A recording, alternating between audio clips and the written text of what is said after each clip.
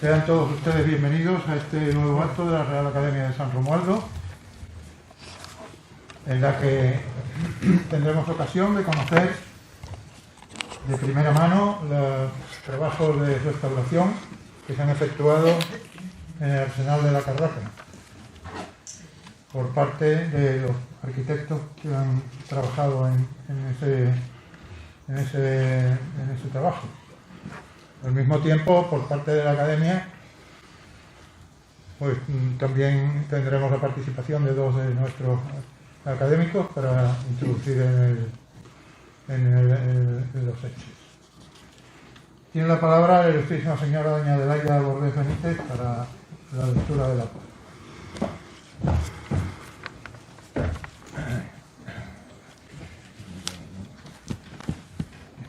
En la sesión de Junta de Gobierno celebrada por esta Academia el pasado 29 de abril de 2021, recogido en el acta número 365, se acordó incluir en la programación de aquel curso el acto que por las circunstancias sobrevenudas hubo de aplazarse y hoy martes 15 de febrero nos reúne la conferencia titulada El Penal de Cuatro Torres, ejemplos de rehabilitación de edificios en el Arsenal de la Carraca, con la intervención de los señores arquitectos don Ernesto Fernández Pujol y don Fabián Cruz Delgado. Por parte de la Academia intervienen los ilustrísimos señores don José María Cano Valero, arquitecto, y don Juan Torres González, doctor en Historia.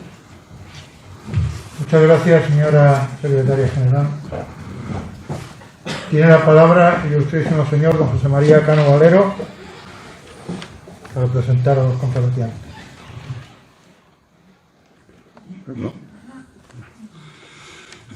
Con la venia, señor presidente, ilustrísimas autoridades, académicos y señoras y señores, para mí siempre es un placer en este foro, y lo agradezco a la Academia, pues poder presentar a compañeros arquitectos que han realizado una intervención importante y una buena intervención en edificios con gran importancia histórica y monumental en la ciudad.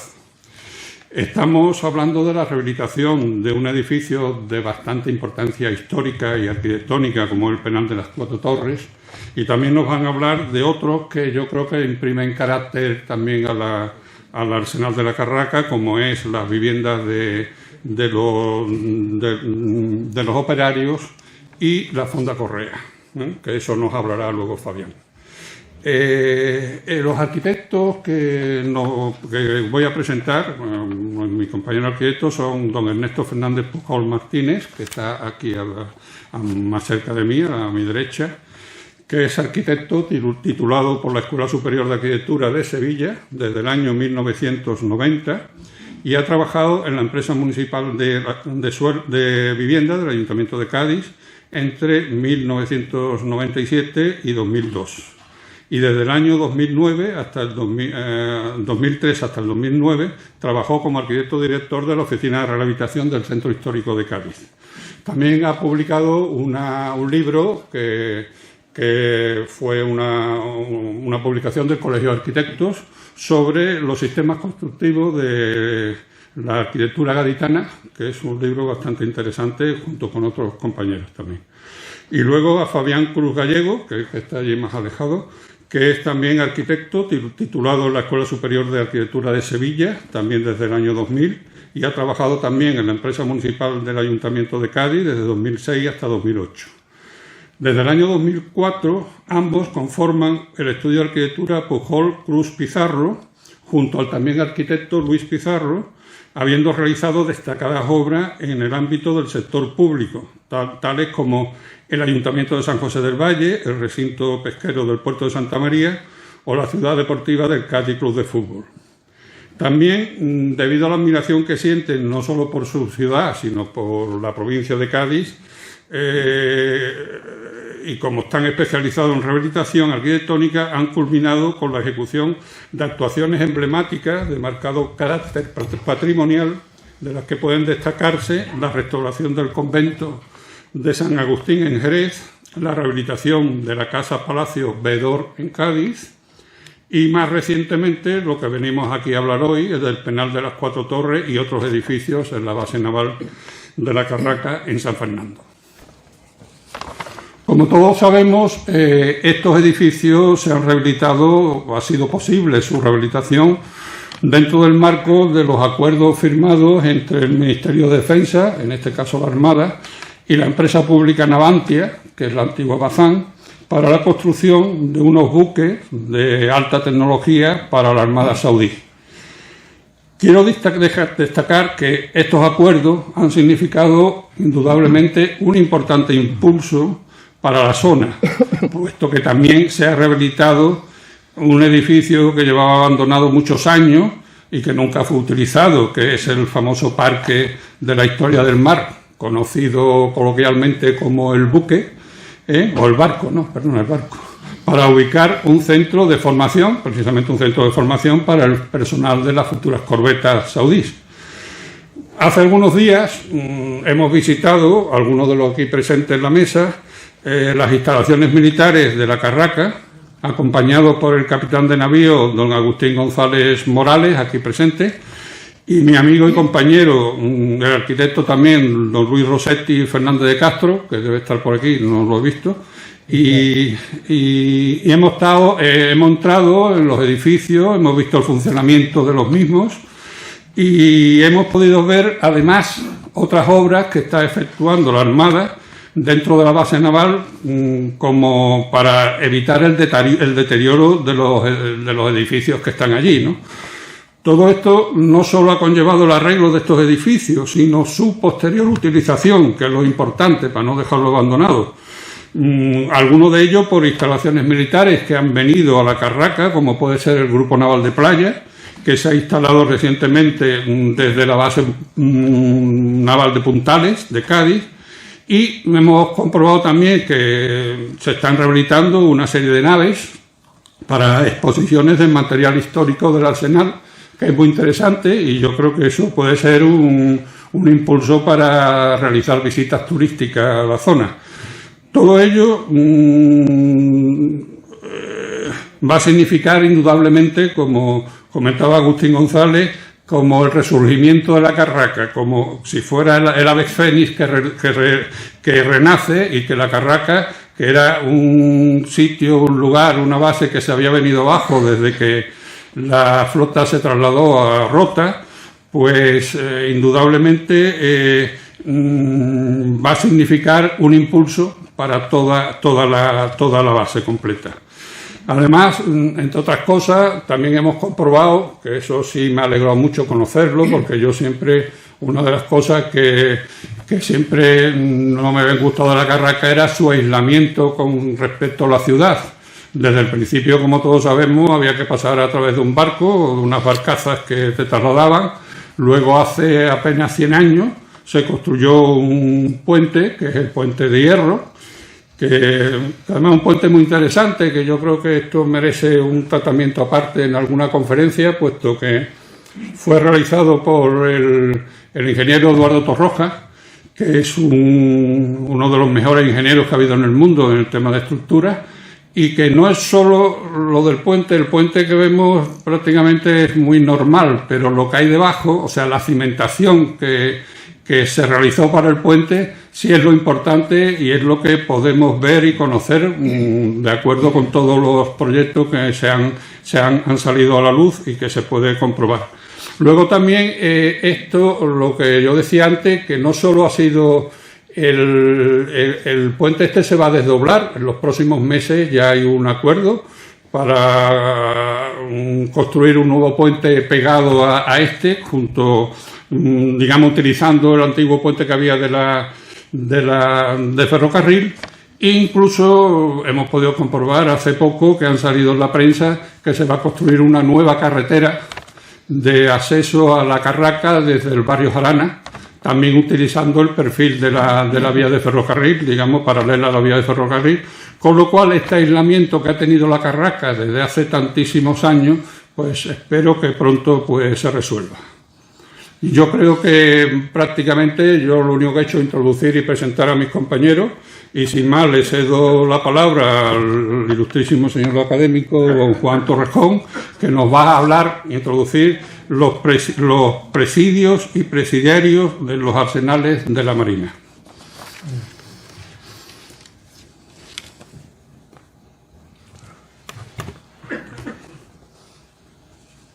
Con la venia, señor presidente, buenas tardes, excelentísimas y ilustrísimas autoridades, ilustrísimas señoras y señores académicos, señores y señores, queridos amigos. Junto a las funciones específicamente militares e industriales que tuvieron los arsenales de la Marina en la España del siglo XVIII, se desarrollaron actuaciones penitenciarias, cuyos más antiguos precedentes se encontraron en las condenas impuestas a los galeotes o forzados a remar en las galeras. El conjunto de los mismos era conocido por el nombre de chusma y estaba compuesta tanto de forzados como de esclavos del rey. Los primeros de estos eran, según la documentación del momento, facinerosos que cumplían castigo por sus graves delitos, mientras que los segundos eran argelinos y turcos que habían sido capturados por sus actividades corsarias en las costas españolas, todos encadenados al duro banco de la galera y sometidos a la férrea disciplina que imponía el temido cómitre. La chusma estaba destinada para la faena de la boga durante las campañas, pero cuando éstas no tenían lugar, así como durante las invernadas, se evitaba la ociosidad de los forzados, ocupándolos en actividades diversas de los arsenales, tales como las herrerías, fábricas de jarcias y lona, reparación y nueva construcción de edificios, etc.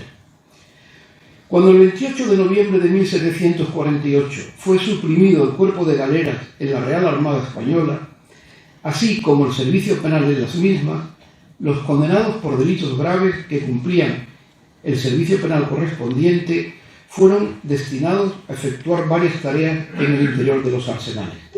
A partir de entonces se desarrolla una normativa muy importante y yo voy a destacar dos textos legales al respecto que fueron extremadamente, que tuvieron una repercusión extremada a partir de entonces. La primera fue una pragmática sanción del 12 de marzo de 1771, donde se mandaba que aquellos reos de delitos a los que le correspondiese pena aflictiva, sin alcanzar la pena capital, se distinguiese entre ellos la clase de los delitos feos y denigrativos, que, abro comillas, sobre la viciosa contravención de las leyes, suponen por su naturaleza un envilecimiento y bajeza de ánimo, con total abandono del pundonor en sus autores, cuales son todos aquellos delitos y casos por los cuales, según las leyes del reino, se aplicaba la pena de galeras, mientras las hubo,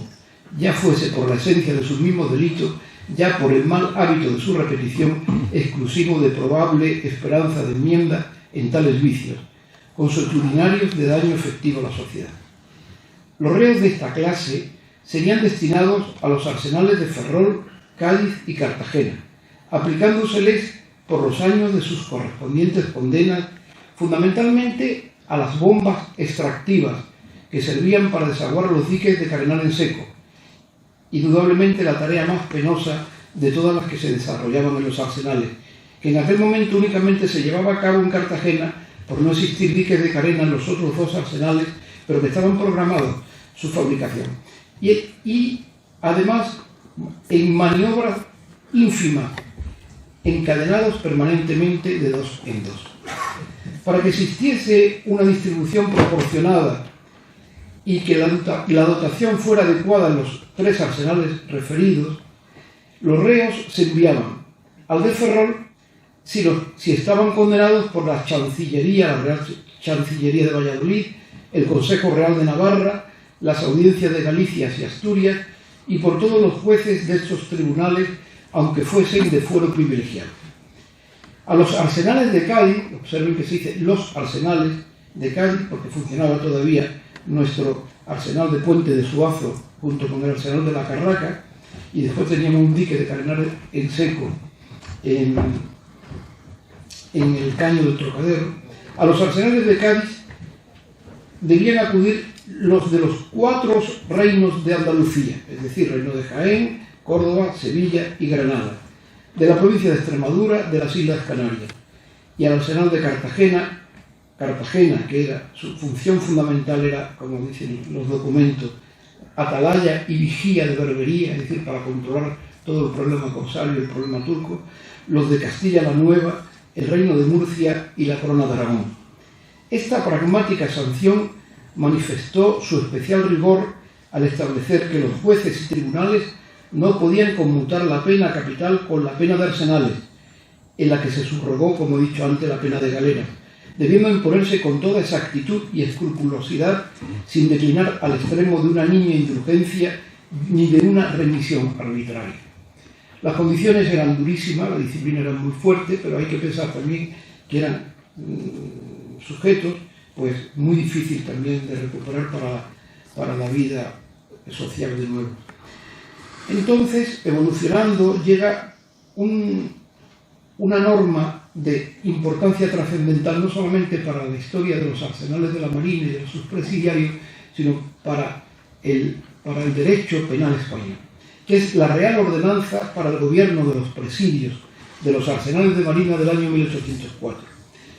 En el reinado del rey Carlos IV, y hallándose al frente de la Secretaría de Estado y del Despacho Universal de Marina, el teniente general de la Armada, don Domingo Pérez de Brandayana, fue promulgada el 20 de marzo de 1804 esta Real Ordenanza para el gobierno de los presidios de los arsenales de Marina, en la que se contempló la reclusión de los penados, evitándose la ociosidad durante el transcurso de las condenas y sacándoles utilidad al ser empleados en las variadas faenas del establecimiento militar.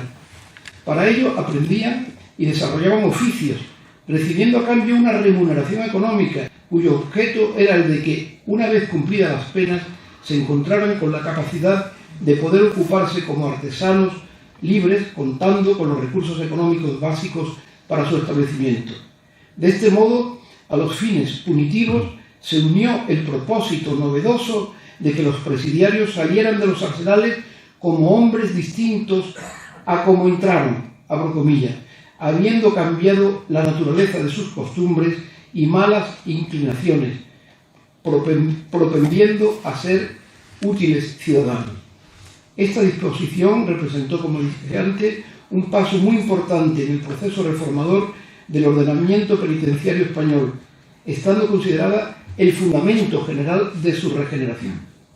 Bien, en nuestro arsenal de la Carraca, los penados, después de estar recluidos durante mucho tiempo en construcciones provisionales, se decidió levantar un edificio a propósito y duradero que les sirviera de mejor alojamiento, en un islote cercano, aledaño al arsenal, pero separado del mismo por un caño, uniéndose al arsenal con el presidio por medio de un puente de madera. El motivo de tal resolución fue una sublevación ocurrida en la noche del 29 de mayo de 1763, cuando los presidiarios y los moros esclavos provocaron un incendio que produjo una confusión enorme en el arsenal, logrando huir varios de ellos. El establecimiento penitenciario quedó en tan mal estado que hubo de trasladarse a los desterrados a una parte del cuartel de tropa de Marina, cuya edificación estaba por concluirse. De ahí que se propusiera a la Secretaría de Estado de Marina, desde el propio Departamento Marítimo de Cádiz, la construcción de un edificio ex novo, nuevo, de un cuartel para presidiarios, con todas las dependencias al respecto, enviándose a la Corte el correspondiente proyecto formado por plano y presupuestos. En 1763 comenzó el proceso constructivo, iniciándose con la cimentación soportada por más de 5.000 estacas de madera de hasta 8 varas de largo, es decir, 6,5 metros aproximadamente, y de hasta 16 pulgadas de grosor. Cada pulgada es algo más de 23 milímetros. No estábamos todavía, no habíamos asimilado el sistema metrodecimal, de hecho todavía no existía. Nos regíamos por el sistema métrico de Castilla, de la corona de Castilla, que era la medida de la vara de Castilla, algo más de 800 y pico centímetros. El edificio original estuvo terminado a principios de 1765. Años más tarde, antes del año 1779, a este edificio original se le añadió una planta más, tanto en las 4 torres que le han dado nombre al edificio, como en las galerías, que eran los lugares de alojamiento para los presidiarios. Este cuartel o casa de desterrados es uno de los edificios más significativos del siglo XVIII del Arsenal de la Carraca, que ha llegado hasta el presente, si bien en los últimos años se encontraba en situación tan lamentable que anunciaba una total e inminente ruina. Por fortuna se ha salvado gracias a una acertadísima rehabilitación en unión de otros edificios de nuestro Arsenal de la Carraca, histórico fundamento del desarrollo económico y social de la isla de San Fernando. Muchas gracias.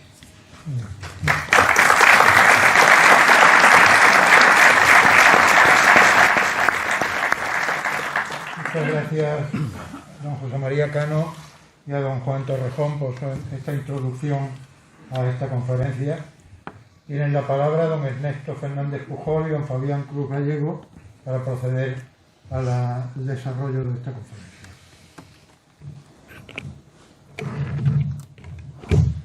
Con la venida del presidente, muy buenas tardes a todos. Bien, en primer lugar, agradecer a esta Real Academia la invitación que nos hace al estudio Pujol Cruz Pizarro a esta casa y especialmente a nuestro compañero arquitecto y académico don José María Cano.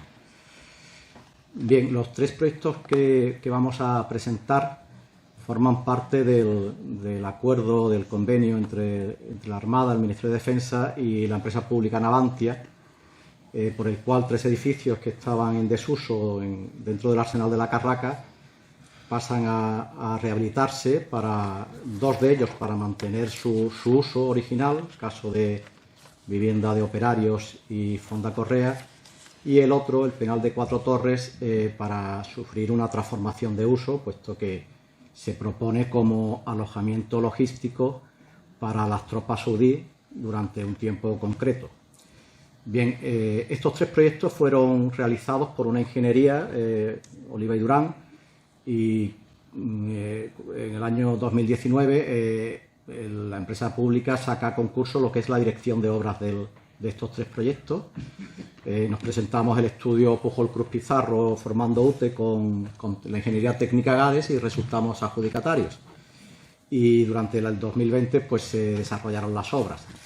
Digo esto porque el hecho de que fuéramos directores de obra pero no autores del proyecto siempre añade una complejidad a la rehabilitación. Para nosotros en cierto modo es una complicación el no poder intervenir desde el proyecto porque en la dirección de obra tenemos ciertas limitaciones, ¿no?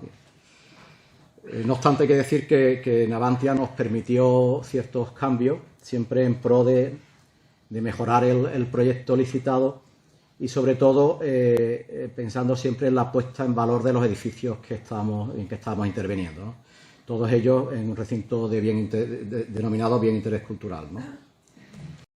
Bien, antes de entrar en la explicación más de tipo constructivo y arquitectónico, quería hacer una breve introducción histórica del Arsenal y del desarrollo urbanístico, porque me parece interesante para entender la complejidad de la rehabilitación, ¿no?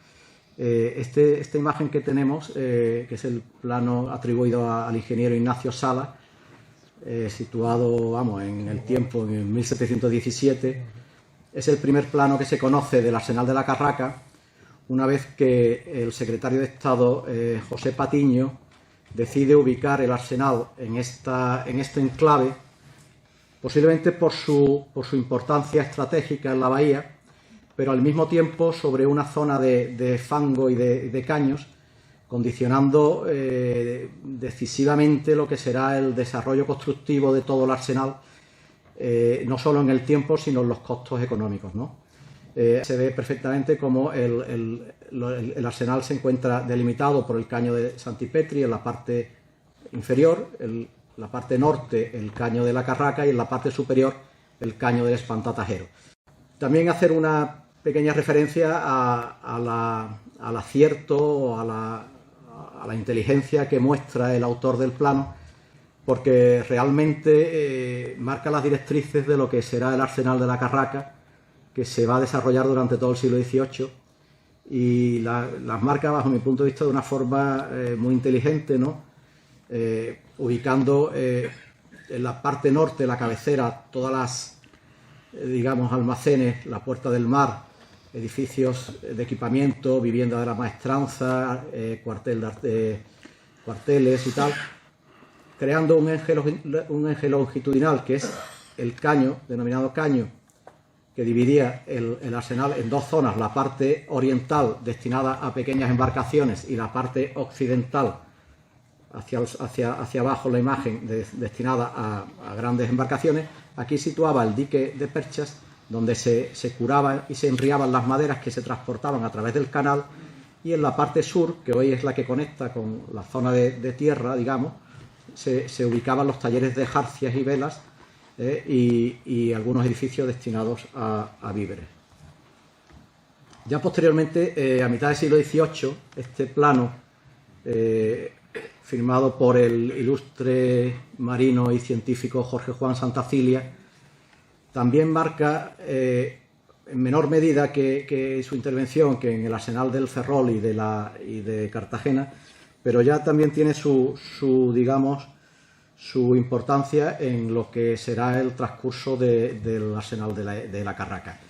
Me interesa también porque en este islote, que ya se adivina en la parte superior de la imagen, ya sitúa un edificio que no tiene ni la forma ni el tamaño de lo que será el Penal Cuatro Torres, pero ya él prevé en este momento que este edificio será el cuartel para desterrado. Es decir, ya, como muy bien ha comentado el profesor don Juan Torrejón, estas condiciones tan duras de los reos dentro del arsenal provocaban situaciones de incendio, de motín continuo, con riesgo para el propio arsenal.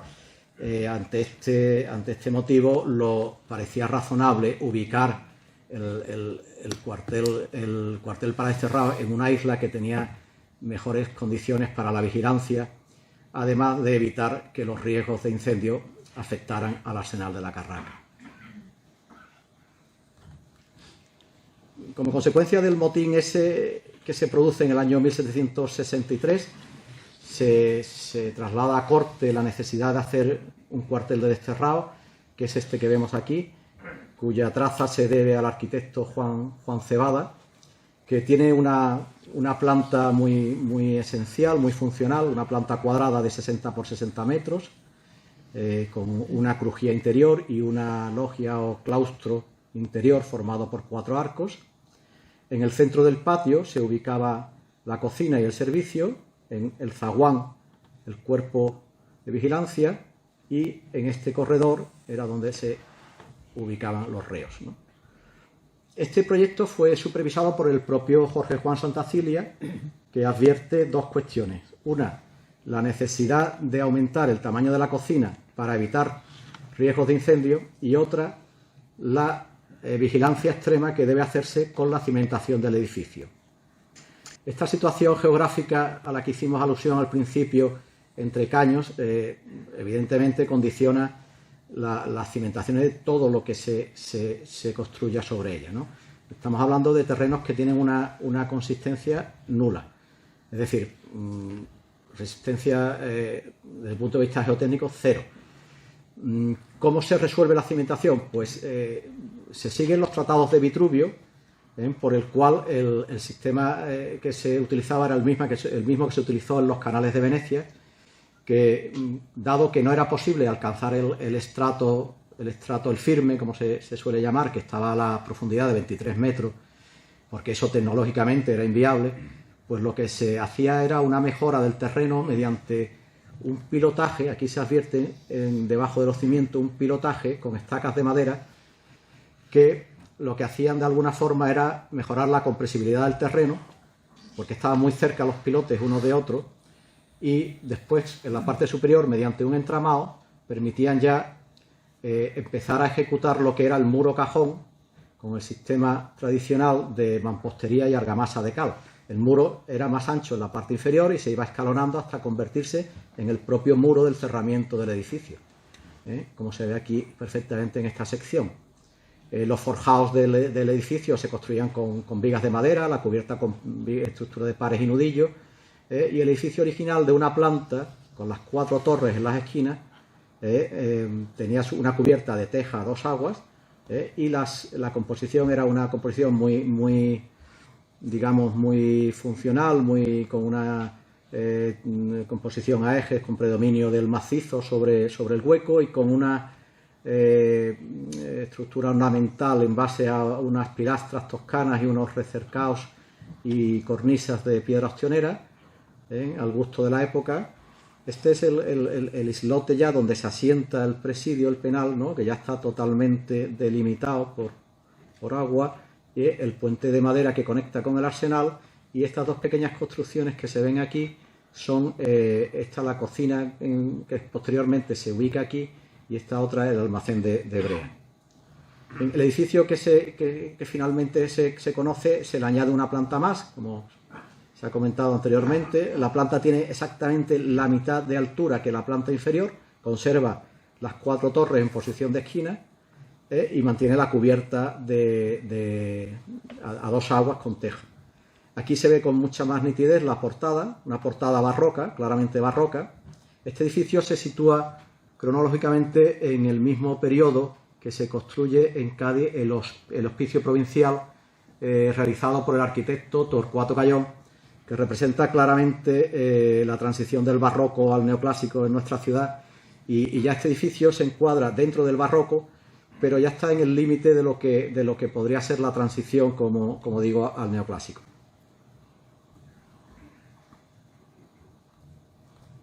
Bien, este plano de Gregorio Vidal de 1779 ya recoge la situación final del arsenal, que, como veis, se parece mucho a la que había previsto a principios de siglo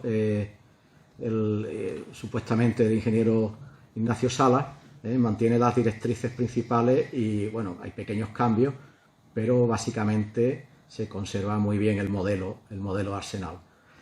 Aquí también, ya en el interior, se ve con nitidez dónde están situadas las viviendas de operarios, concretamente aquí, y aquí el comedor de Fonda Correa. El penal conservó su uso como tal hasta mediados del siglo pasado. Tuvo a principios del siglo XIX un protagonismo esencial en la historia de este país. Entre sus muros estuvieron combatientes de la Guerra de la Independencia, a principios del siglo también presos que provenían de la emancipación de los países hispanoamericanos, como es el caso del célebre general Francisco de Miranda, que estuvo preso en el penal durante 2 años, los 2 últimos años de su vida, y fallece en él en 1816. Y conserva su uso, como digo, hasta mediados del siglo XX, en que se realiza una reforma importante, se convierte en cuartel militar, y se realiza una reforma importante, además desacertada desde el punto de vista constructivo, que elimina la cubierta de tejas a 2 aguas y convierte las cubiertas en azoteas, y incorpora este cuerpo, elimina la portada barroca y incorpora este cuerpo neoclásico con un tercer cuerpo añadido, y desde el punto de vista constructivo, pues introduce muchos elementos de hormigón en la estructura que, como veremos, funcionan mucho peor que los elementos originales de la edificación. Aquí me gustaría hacer insistir en que el edificio original, que se construye en 1763, es mucho más sólido constructivamente, mucho más acertado que la reforma que se realiza en 1950. De hecho, cuando nosotros nos encontramos en el momento de rehabilitar, tenemos una extrema preocupación con los elementos de hormigón que, como veis en esta imagen, presentaban unas patologías de oxidación importantes, al borde ya de casi el colapso, Sin embargo, los muros, aunque parece que efectivamente estaban muy degradados, sobre todo esta fachada, que era la fachada este, que estaba muy expuesta a viento y a lluvia, sureste, era la que estaba en peores condiciones, pero aún así el muro tenía suficiente anchura y solidez como para soportar la rehabilitación y probablemente 200 años más de vida. Sin embargo, volumétricamente el edificio afortunadamente se conservaba bastante intacto, es decir, no había elementos impropios que le afectaran. Prácticamente la volumetría es la original. En ese sentido, pues fue bastante posible retomar el estado original del mismo. Aquí se ve una imagen, ¿no? Esta es de la planta de cubierta, que se habían ejecutado un forjado de hormigón y se ve que, claro, ahí por las filtraciones de agua se ve que está mucho más afectado y se ve la armadura al aire ya prácticamente.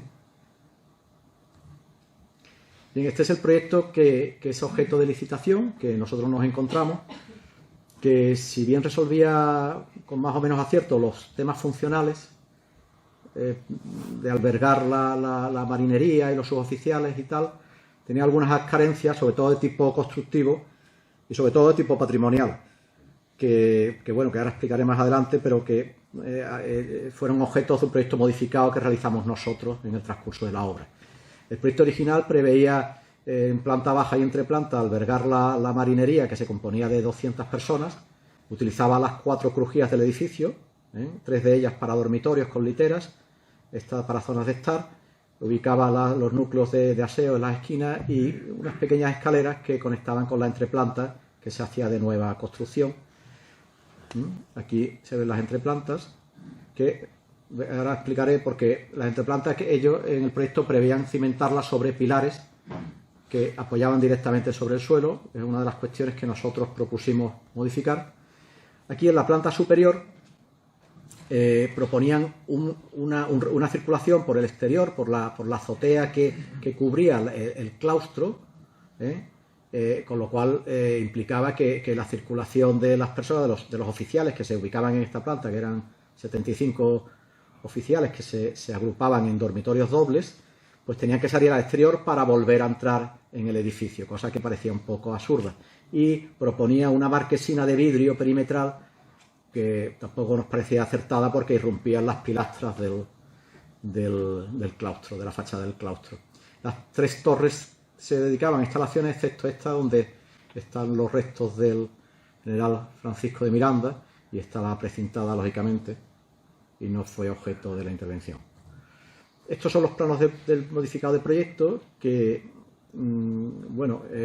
fundamentalmente nosotros lo que hacemos es rectificar el trazado de esta escalera para evitar esa circulación a través de la azotea y poder acceder desde el interior de la caja de escalera, evitando desde ese momento la necesidad de utilizar esa marquesina impropia, ¿no?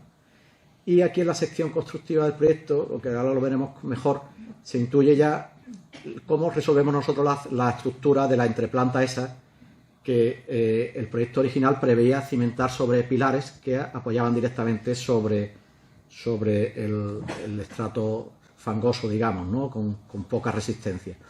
Nosotros, antes de empezar el proyecto, hicimos una calicata adosada al muro por el exterior, que pudimos bajar hasta la cota 4,5 metros aproximadamente, donde lo que queríamos era confirmar que las hipótesis que habíamos hecho estaban en lo cierto, es decir, que el muro efectivamente se iba escalonando y que al final de la cata, aquí a la profundidad de 4,50, el cazo extrae ya restos de las estacas que conforman el entramado horizontal donde apoya el cimiento.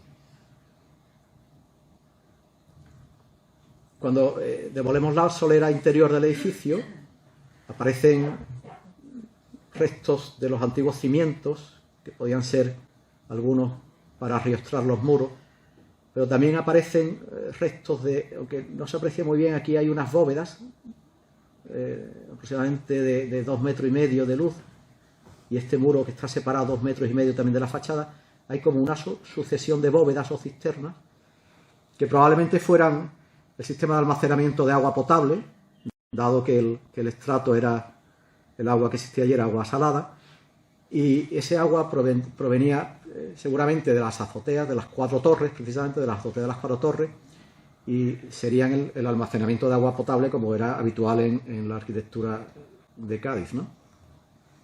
Esto fue, una vez que desmontamos también la solera y levantamos la solería de baldosa hidráulica, en la reforma de mediados del siglo pasado se elimina el pavimento original de piedra tarifa que se utiliza, se le da la vuelta y se utiliza para mejora del pavimento de baldosa hidráulica, ¿no? Hubiéramos querido reutilizarlo, pero estaba destrozado y no había suficiente cantidad, porque sin duda era el pavimento original, ¿no? Y fue muy desacertado esta solución.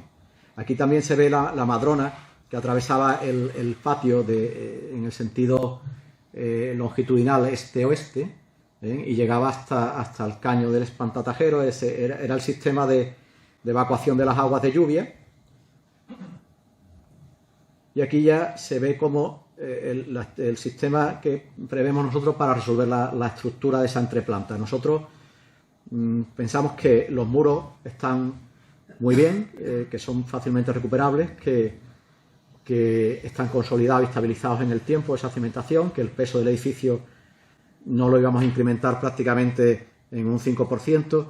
Entonces nos daba mucha más seguridad apoyar la estructura sobre el muro que no haberla apoyado sobre unos pilares que seguramente hubieran asentado sobre esa solera, porque lo que hay abajo es fango, y hubieran provocado asientos diferenciales que traducido es grietas en todos los tabiques de planta baja.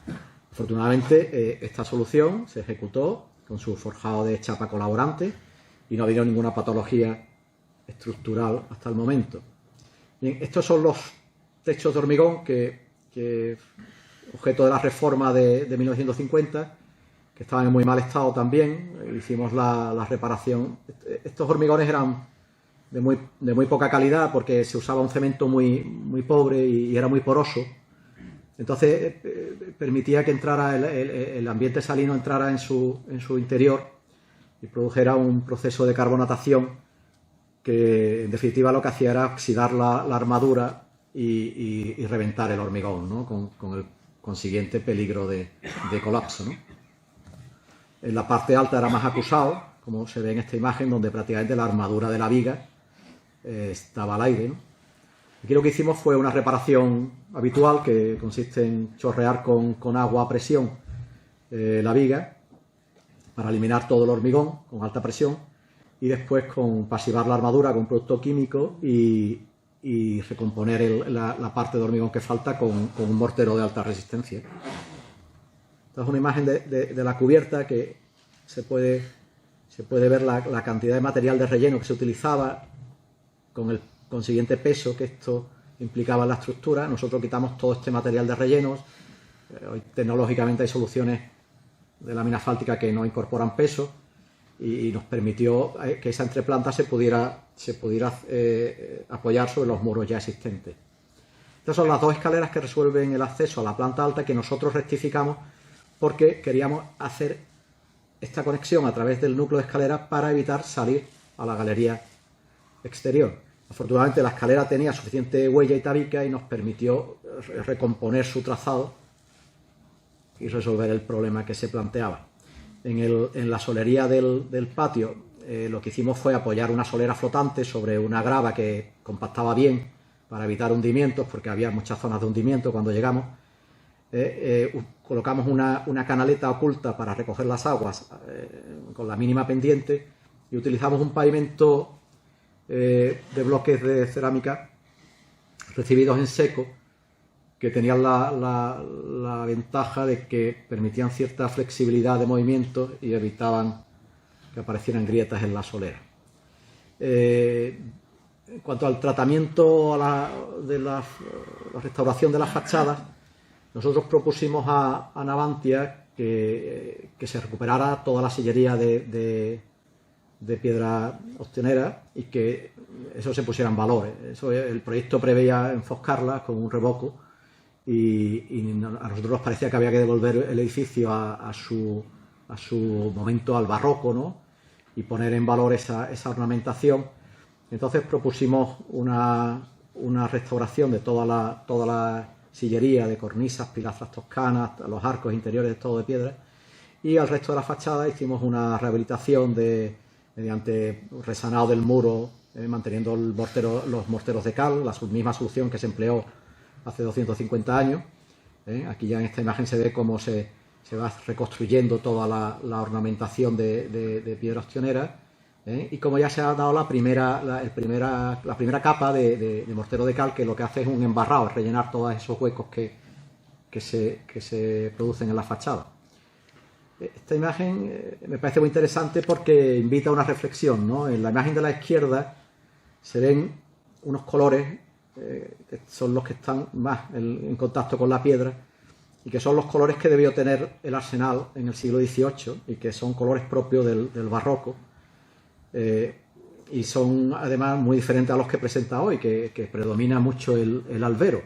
En esa época, en el siglo XVIII, en Cádiz se utilizaba para pigmentar la cal, se utilizaban tierra natural, y aquí se utilizaba la arcilla del Colorado, que daba este tono tan bonito al revoco, que se conoce como almagra. El que se predomina allí es más el que se utiliza en Sevilla, que en vez de pigmentarse con arcilla, se pigmenta con albero y da ese color un poco ocre que se conoce como calamocha. Entonces, yo entiendo que el arsenal del siglo XVIII fue más un arsenal en sus primeros momentos con estos tonos, y después más en el neoclásico probablemente más en tonos blancos, ¿no?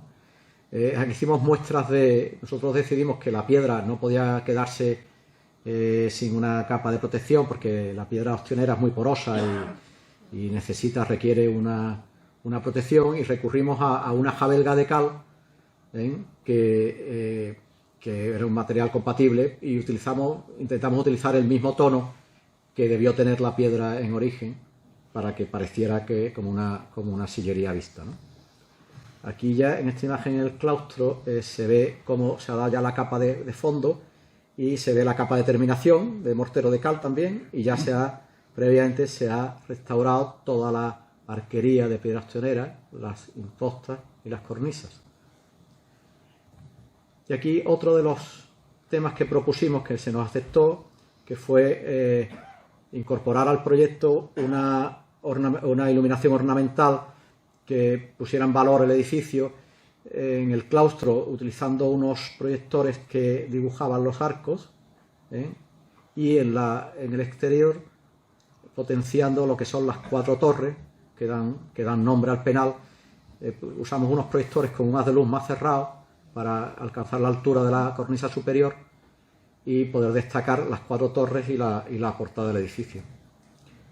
Estas ya son imágenes del final de obra. De la fachada principal es la fachada que conecta con el puentecito, que a su vez conecta con el arsenal. Aquí se ve ya la portada neoclásica y un resto aquí de una moldura mixtilínea de la antigua portada barroca. Esta es la fachada contraria, digamos, opuesta a la fachada que era la que estaba peor. Aquí tuvimos que hacer una ordenación de huecos porque había muchos huecos que se habían alterado. El claustro, ya una vez restaurado la sillería de piedra, con la iluminación ornamental.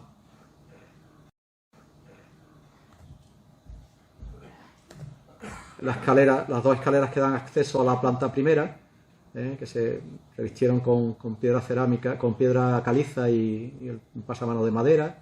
Aquí se genera un espacio muy bonito, esta vista de aquí desde la escalera hacia el claustro. El interior no tenía mayor trascendencia, se utilizaron tabiques de pladur porque era importante que el edificio conservara sus muros perimetrales, pero por dentro fuera lo más susceptible de transformación en el tiempo, y los tabiques de pladur permiten esa flexibilidad.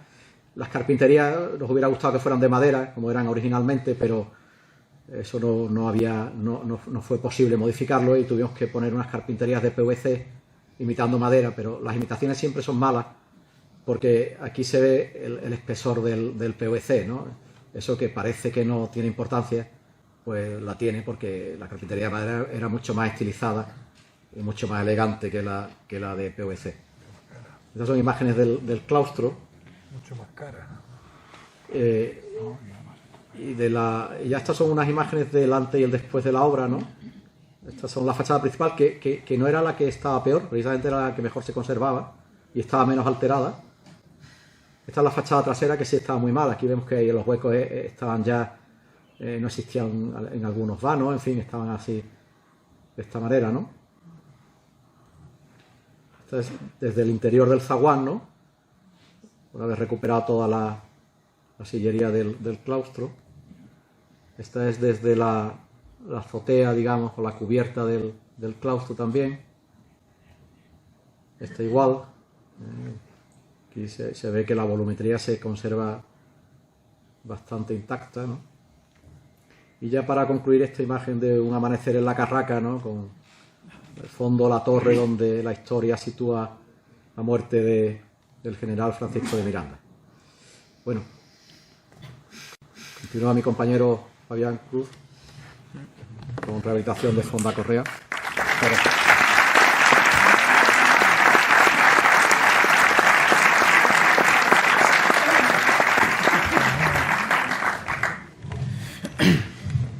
Bueno, buenas tardes.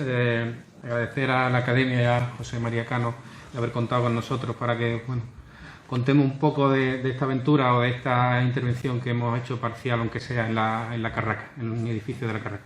Yo voy a hablar simplemente y rápidamente de un par de intervenciones, o dos modestas intervenciones, en otros dos edificios de menor entidad que el edificio del Penal de las Cuatro Torres, pero que quizás tengan su interés en tanto en cuanto se han adaptado a unos usos distintos a los que fueron un poco construidos y que bueno, gracias también a nuevas técnicas o a nuevos materiales, pues ha sido posible esta intervención. En primer lugar hablaré del edificio de Fonda Correa y brevemente contar en este plano de 1779 el edificio de Fonda Correa, un edificio muy longitudinal que se sitúa en esta posición.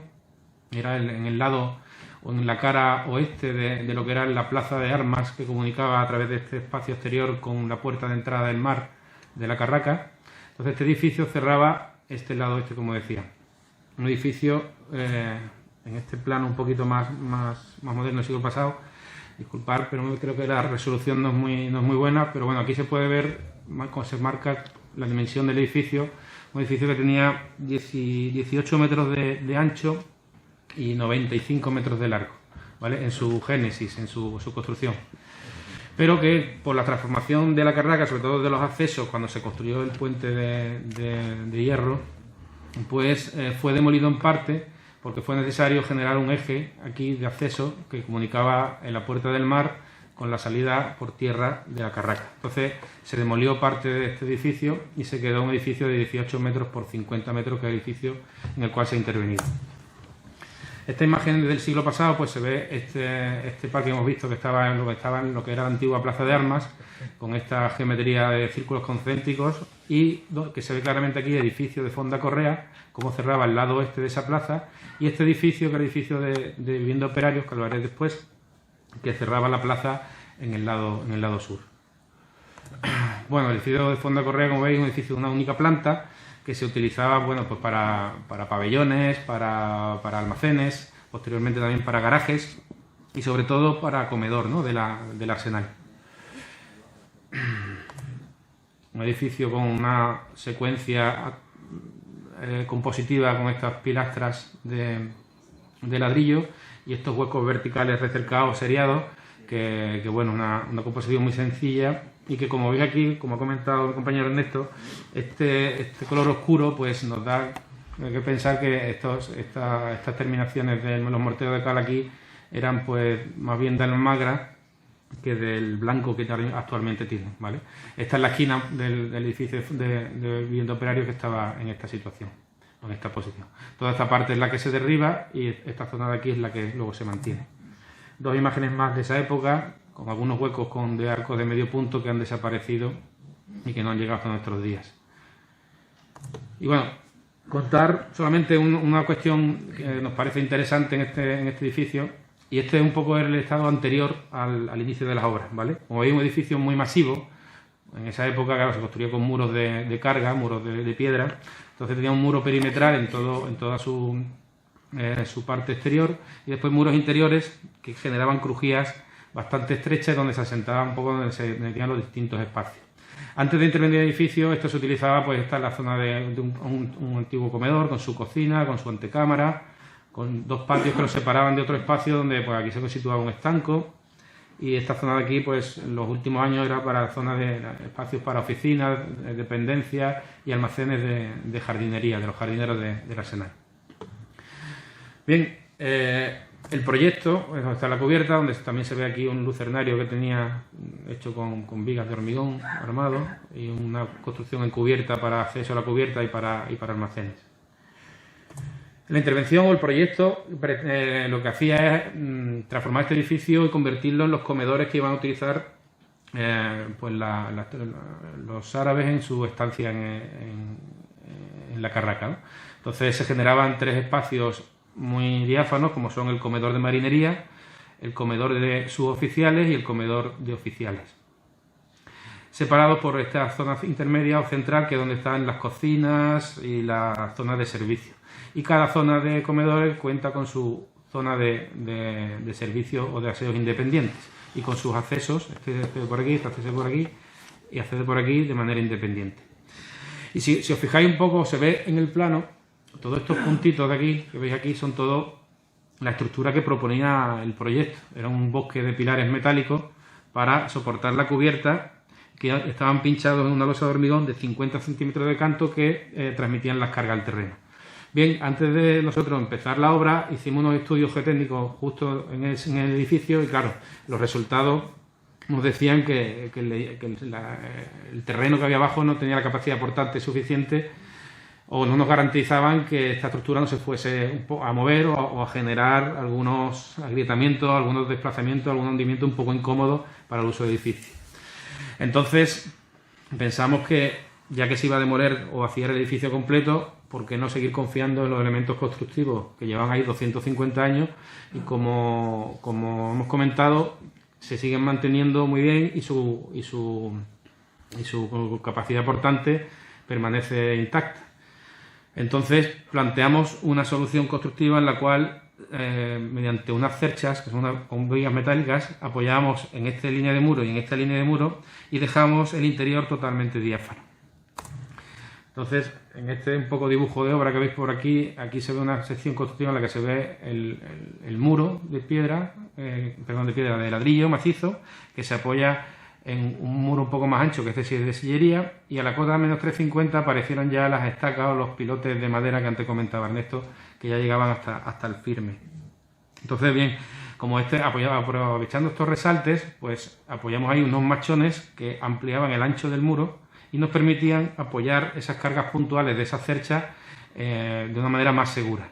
Y todo esto pues lo forramos por el interior con unos tradosados de pladur para evitar pues que la humedad del terreno apareciese por aquí y para dar una terminación un poco más limpia y más aséptica al interior. Todo eso con una losa mucho más pequeña que la propuesta, que la primera, una losa de 20 centímetros que se apoyaba también en la cimentación para evitar apoyar en el terreno y generaba un espacio totalmente diáfano en el interior.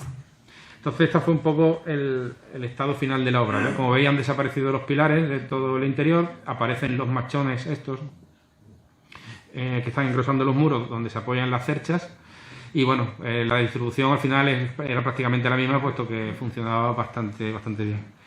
Y bueno, las fachadas poco cambio, recuperamos alguna pilastra para regularizar el ritmo vertical que tenían, y entre las pilastras y una gran cornisa que daba la vuelta al edificio, pues generaban estas superficies donde se regularizaron los huecos y se recuperaron los huecos originales. Algunos se convirtieron en puertas para poder acceder a la cocina con más facilidad.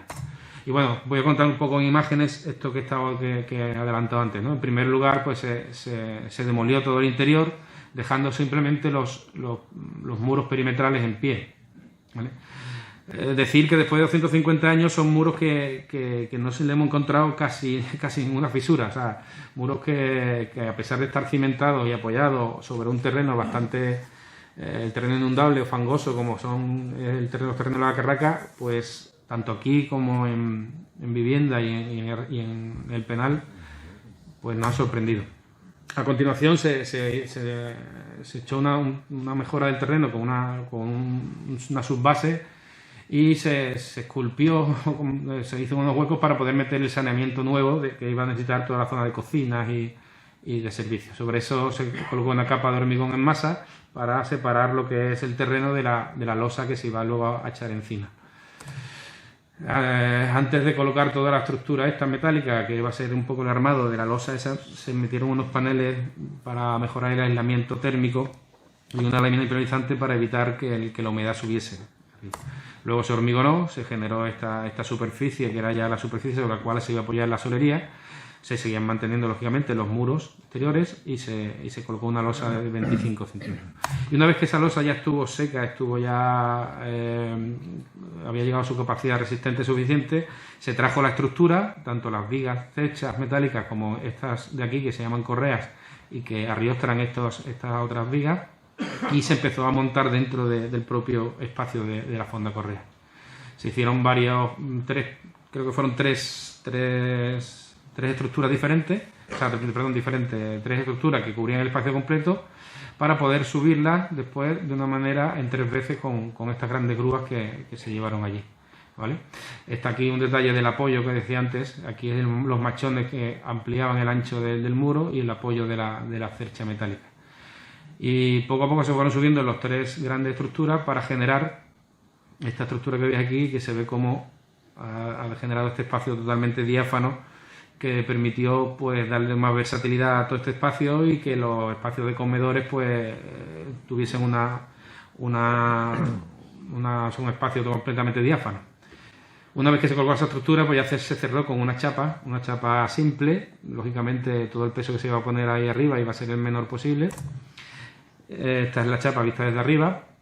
Luego esa chapa se recubrió con unos paneles térmicos de 10 centímetros de lana de roca, y sobre esos paneles térmicos se terminó con una lámina de PVC que lo que le daba es impermeabilización a toda la cubierta. También en ese momento se hizo la montera con una estructura de aluminio, como veis aquí, una geometría tradicional a 4 aguas, que permitía ventilar e iluminar el espacio central del comedor de marinería. Y sobre esta cubierta, apoyado en esa cercha que hemos visto antes, iban también una estructura donde iba un castillete para instalaciones, y esta plataforma también donde iba apoyado el depósito de gas, que cuando estuviese lleno pues llegaría hasta los 500 kilos de peso. Lógicamente todo este peso se transmitía a las cerchas, y las cerchas a su vez lo transmitían a los muros. Por lo tanto estamos tranquilos de que esas cargas, nuevas cargas, iban a aguantar perfectamente. Y bueno, esto son unas imágenes del espacio central, de espacios interiores, como quedaron el comedor de marinería, el comedor de oficiales, el comedor de suboficiales, que se separaba del comedor de oficiales mediante este tabique móvil que se podía abrir y cerrar, de manera que esos 2 espacios se podían utilizar de manera independiente o utilizarse de una sola vez. Y bueno, está el espacio de cocina que comunica con las 2 zonas de comedores. Bueno, y por último, comentar algo sobre la rehabilitación de vivienda de operarios. Como decíamos antes, la vivienda de operarios se situaba en este plano de 1779, en este lado, en el lado sur de la antigua plaza de armas, ¿no? Es un edificio que, aunque parezca un edificio único, que lo parece desde fuera, realmente son 19 edificios dentro del mismo edificio. ¿Por qué digo 19 edificios? Porque son 19 viviendas. 19 viviendas de 2 plantas o 3 plantas de altura cada una, con accesos independientes, y que, bueno, imaginamos un poco los adosados que estamos acostumbrados a ver por estos sitios, pues de eso se trataba. Eran 19 casas adosadas, una al lado de otra, con doble fachada por delante y fachada por detrás. Vuelvo al plano de antes y aparece aquí el edificio. Son las 19 viviendas. En nuestra intervención se han rehabilitado solamente 9.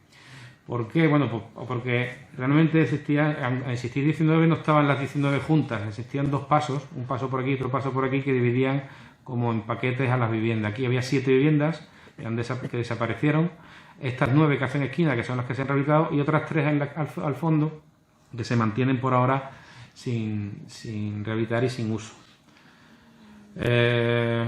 Como veis, bueno, pues esta era la fachada principal que daba a la plaza de armas, y esta fachada lateral que daba a esta calle de salida hacia el penal.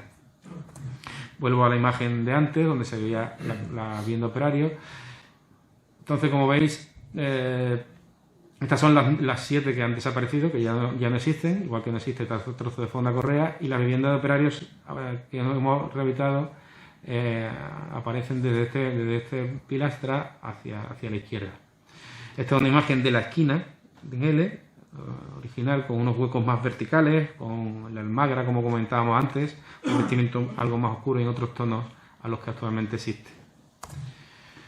Son imágenes también de la misma época, la fachada trasera, también veis que esta es la fachada trasera, que tiene también sus cornisas y sus huecos, pues una dimensión más vertical, iguales que los otros. Y estos son los pasos que os comentaba entre un bloque de viviendas o una zona de vivienda y otra zona de vivienda. Y bueno, estos son los 9 en los que se han intervenido. Como veis en esta planta, pues son 9 edificios independientes, pero que tienen una estructura similar, ¿vale? Una estructura que se asienta en una parcela rectangular de 8,5 metros por 16,5 metros de profundidad, con doble fachada y con una crujía en fachada, otra crujía perpendicular a las 2 fachadas y otra interior que albergaba, pues, el patio y la escalera, ¿vale? Los patios, pues como esto estuvo en su génesis, estuvo habitado por los maestros carpinteros, los oficiales de mayor rango que trabajaban en la carraca. Y ya en los últimos años, pues estuvo habitado por la familia de los oficiales que habitaban en la carraca. Entonces, bueno, la verdad que el estado, ahora veremos imágenes del estado de conservación, era bastante deficiente. Habían perdido ya muchas de ellas habían perdido su fisonomía original. Este es el estado en que encontramos las fachadas, que si bien estas dos estaban bastante decentes en cuanto a la pintura y al estado de visual, ¿no?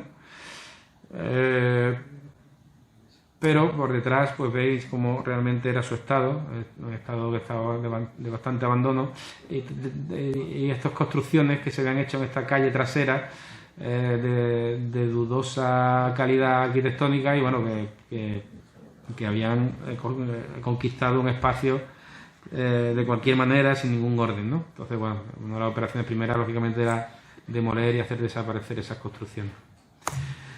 Comentar que el estado de conservación de las viviendas, pues bueno, tenía forjado elementos de hormigón armado del siglo pasado, que ya habían reventado por la oxidación de las armaduras, tenían estructuras de madera originales, que también estaban en mal estado algunas por su pérdida de resistencia en las cabezas, porque las escuadrillas de las vigas no eran las adecuadas y estaban ya reforzadas incluso en algunas zonas donde ya había habido hasta desprendimientos de esos elementos, ¿no? Los revestimientos o morteros de fachadas, pues estaban agrietados en muchos sitios, grandes humedades, y en las cubiertas, pues habían aparecido hasta fauna, ¿no? O casi hasta se podía allí jugar un partido de fútbol. Y estos son los espacios interiores, que estos edificios, estamos hablando del siglo XVIII, la tipología de vivienda unifamiliar. Es un edificio que sí es verdad que sí, por sus proporciones no es muy interesante ni es muy atractivo, pero sí sigue un poco la forma o las características constructivas de la casa del siglo XVIII, ¿no? Pensar que en esta época, pues en Cádiz, con el siglo XVIII y con el tema de los comerciantes, pues se estaban construyendo casas con unas mismas características. Por ejemplo, la casa de las 4 torres, la casa de las 5 torres, que es de 1772, pues con características muy similares a esta. La verdad que estas estructuras de madera eran muy interesantes de conservar, pero primero por su estado de mantenimiento y de conservación, que estaban hasta apuntaladas, estaban en muy mal estado, y segundo también por la cuestión económica, que el proyecto no recogía su conservación, pues creo que llegamos tarde para poder recuperar algunos de estos elementos que pensamos que hubiese sido bastante interesante. Y bueno, aquí contar un poco esto que decía antes de la casa del 18, ¿no? Este es el estado anterior a la obra, este sería el estado posterior a la obra. Estos edificios, ¿para qué se han utilizado? Se han utilizado para albergar para dar alojamiento a los oficiales de la Armada Saudí. Y en el penal de las Cuatro Torres creo que están las marinerías, aquí están los oficiales. Entonces se ha convertido realmente en lo que podemos conocer como un hostal o un pequeño hotel, ¿no? Pero bueno, como decía, esto era una casa de dos plantas más el castillete, donde se situaban abajo los espacios de cocina, comedor, estar, salón, ¿vale? Y en la planta primera los dormitorios y los baños, y en la parte de arriba pues un espacio para instalaciones y de salida a la cubierta.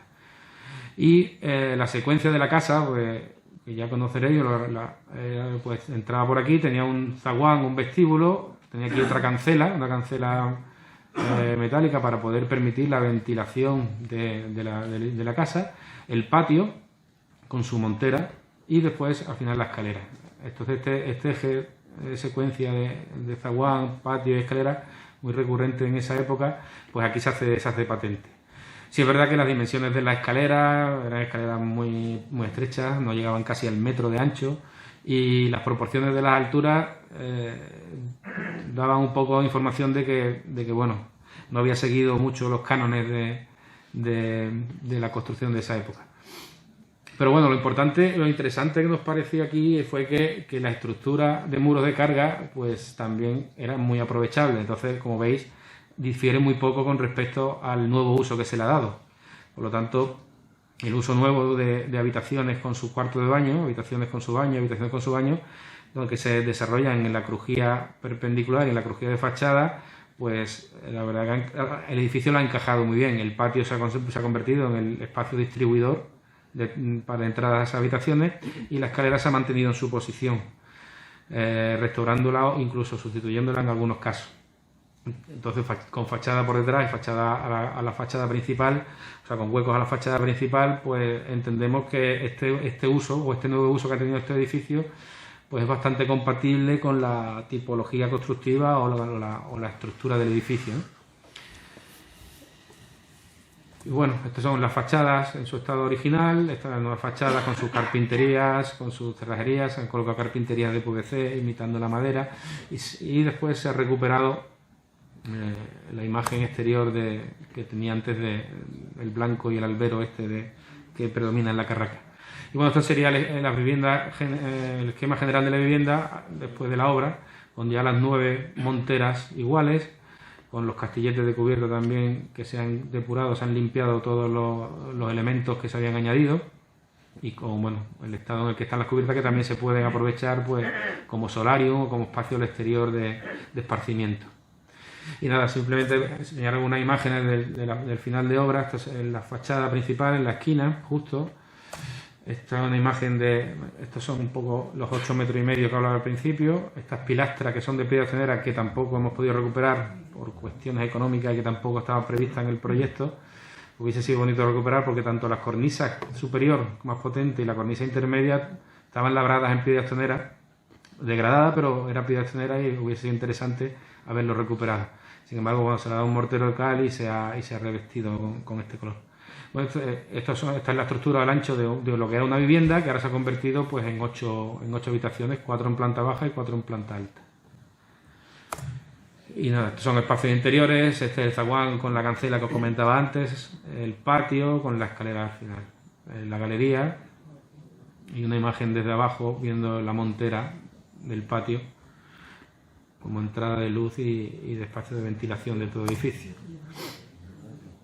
La escalera, esta es la misma imagen desde la otra esquina del patio. Y bueno, es otra imagen un poco más moderna. Si recordáis la imagen que vimos antes de la madera vista con los parihuelos de madera y las vigas madres, bueno, eso recordaba al siglo XVIII, y esto, bueno, pues no recuerda tanto al siglo XVIII. Y nada, esta es la imagen de las cubiertas actuales. Y nada, ¿no? Decir que ha sido muy ilusionante, muy interesante y atractiva esta intervención en estos 3 edificios de la Carraca, y que como conclusión sí pensamos que son edificios que tanto a nivel estructural se puede aprovechar mucho, pero en su interior son espacios muy versátiles, muy posibles de adaptar nuevos usos, de adaptar otros espacios que puedan darle vida a esos edificios históricos de La Carraca. Muchas gracias.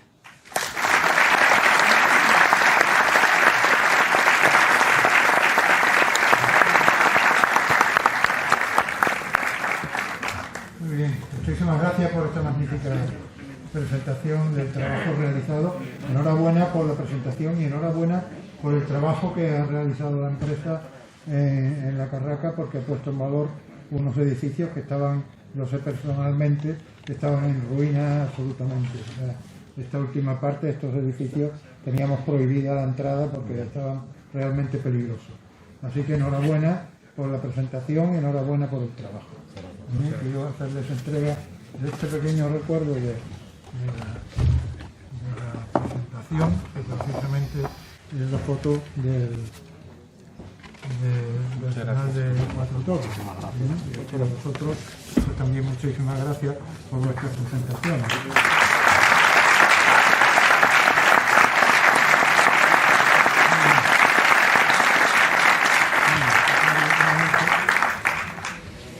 Pues nada, muchas gracias, autoridades civiles y militares.